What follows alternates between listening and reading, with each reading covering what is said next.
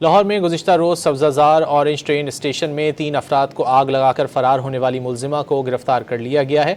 मज़ीद जानेंगे don news के नुमाइंदे वसीम रियाज से। वसीम बताइए। वसीम रियाज से रब्ता करने की कोशिश कर रहे हैं। लाहौर में 3 अफराद को आग लगाकर फ़रार होने वाली मुलजिमा को गिरफ्तार कर लिया गया है।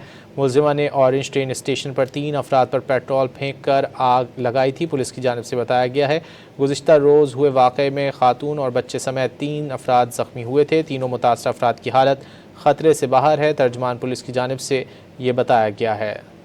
मज़ीद जान लेते हैं वसीम रियाज से। वसीम बताइए। देखिए, ये वाक़या जो है वो सब्ज़ाज़ार के इलाका में पेश आया, जिसमें 3 अफराद को जो है वो आग लगाई गई और आग लगाने वाली एक खातून थी जो नशे की आदी है। ऑरेंज लाइन मेट्रो ट्रेन के करीब ये वाक़या पेश आया, जिसमें खातून सना इलियास और एक बच्चा अब्दुल्ला जिसका नाम है वो आग लगने से जूझ गए और जिनको फौरी तौर पर रेस्क्यू की वजह से सीधी इलाज के लिए अस्पताल जो है वो मुंतकिल किया गया। उसके बाद थाना में इतला दी गई, जिसके बाद थाना सब्ज़ाज़ार में ये मुकदमा दर्ज किया गया।